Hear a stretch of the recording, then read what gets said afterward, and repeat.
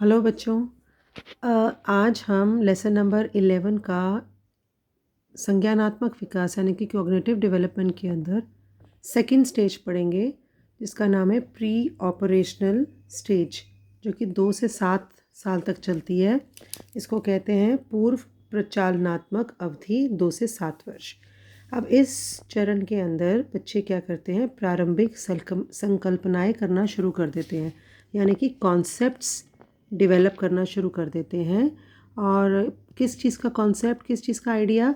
Shapes का idea उनको हो जाता है, स्पेस का आइडिया हो जाता है, size, time, distance, speed, numbers क्या होते हैं, colours, area, volume, weight, non living, living, length, temperature, इस बहुत सारी चीज़ें वो सीख जाते हैं। यानी कि जैसे बनावट, स्थान, आकार, दूरी, गति, संख्या, रंगों के बारे में जान जाते हैं, भार क्या होता है, मात्रा क्या होती है, इन सब के बारे में थोड़ा थोड़ा उनको समझ आना शुरू हो जाता है।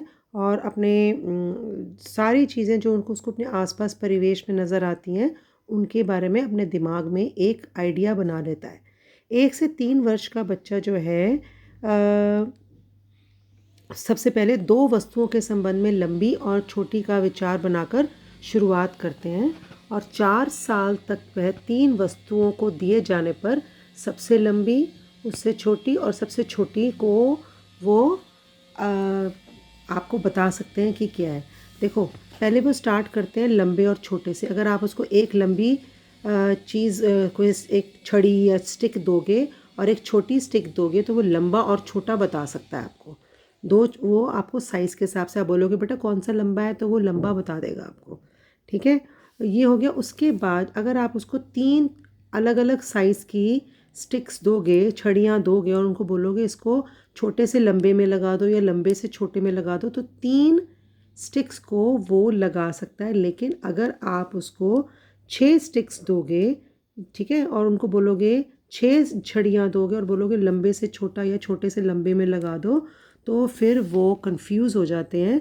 6 साल तक क्या बच्चा जो है कंफ्यूज हो जाएगा। अगर आप उसको 5 या 4 स्टिक्स दोगे, वो इंक्रीजिंग मतलब छोटे से लंबे में नहीं कर सकता, क्योंकि वो 3 तक ही कर सकता है सिर्फ। ठीक है। अच्छा, उसके बाद number of concept of number में आ जाए, संख्या की संकल्पना जो है। अगर आप उसको बोलोगे बेटे काउंटिंग सुनाओ, तो 1 2 3 4 5 6 7 8 9 10 फटाफट सुना देगा। लेकिन अगर आप उसको सामने 4 पत्थर या 6 पत्थर रख दो और उसको बोलो इसको काउंट करो, तो वो 1 2 3 काउंट नहीं कर सकता। आप समझ रहे हो? वो सिर्फ आपको रटा रटाया मम्मी के बोलने पर 1 से 10 तक सुना देगा। लेकिन आपको अगर उसको आप बोलोगे ना इसमें से 6 चीज़ें निकालो काउंट करके, तो वो नहीं कर सकता। ठीक है। और वो पहले सिर्फ एक बात ये कर सकता है, एक या ज़्यादा, थोड़ा बहुत, one and many, none and many, more और लेस, ये सब बता देगा। लेकिन काउंट करके चीज़ें निकाल के आपको नहीं दिखा सकता। ओके। उसके बाद ये है, देखो प्री ऑपरेशनल का मतलब क्या होता है। प्री ऑपरेशनल, पहले हम ऑपरेशन समझते हैं। ऑपरेशन का मतलब होता है दिमाग में वो आइडिया कि आपको ये समझ होनी चाहिए कि जैसे आटे का पेड़ा आप बनाते हो रोटी के लिए, तो उसको आप गोल भी कर सकते हो। उसको अगर आप दबा दो तो वो फ्लैट हो जाएगा। फ्लैट को फिर से आप गोल करके हाथ से उसको वापस गोल कर सकते हो। तो ये मेंटल एक्ट है कि चीज़ें एक रूप से दूसरे रूप में चेंज की जा सकती हैं। प्री ऑपरेशनल का मतलब है बच्चा ये वाला बात नहीं समझ सकता कि चीज़ जब एक रूप से दूसरे रूप में आती है तो वापस अपनी मूल स्थिति में लाई जा सकती है, वापस अपने ओरिजिनल स्टेट में लाई जा सकती है। ये बात छोटा बच्चा, ये जो प्री ऑपरेशनल वाला बच्चा यानी कि पूर्व प्रचालनात्मक स्थिति में जो है 2 से 7 साल का, ये यह नहीं समझ सकता कि जब आपने एक क्ले को या मिट्टी के टुकड़े को चपटा करते हैं, तो तो वो वापस अपनी पुरानी स्थिति में आ सकता है, गोली के रूप में बन सकता है। ये बात वो नहीं समझ सकता। ठीक है। इसके बाद अब हम एक कॉन्सेप्ट पढ़ेंगे इसके अंदर, जो प्री ऑपरेशनल स्टेज का है, कि उन बच्चों की थिंकिंग कैसे चलती है। कंजर्वेशन पहला टॉपिक है, कंजर्वेशन यानी कि संरक्षण बनाए रखना। इसके बारे में पढ़ते हैं। इसका मतलब ये होता है कि ये अंडरस्टैंड करना कि किसी चीज़ की अगर शेप चेंज भी कर दी जाए तो भी वो चीज़ उतनी ही रहती है, या फिर एक बर्तन से दूसरे बर्तन में अगर ट्रांसफ़र कर दी जाए पानी तो भी उतना ही रहता है। तो आप क्या करें, 2 ग्लास ले लें और उनके सामने ही एक डायमीटर, एक व्यास वाला बर्तन लें और उनके सामने एक बर्तन से पानी दूसरे बर्तन में डालेंगे, बिल्कुल बच्चे के सामने, ठीक है। और फिर देखो 2 ग्लास लो, इक्वल डायमीटर के और हाइट के, and pour water in them to the same level. दोनों के अंदर सेम पानी आप डाल के बच्चे को सामने दिखाओ। फिर बच्चे के सामने ही एक ग्लास में से एक तीसरे ग्लास में जो थोड़ा सा पतला है, बहुत नैरो ग्लास है, उसमें डाल के दिखाइए।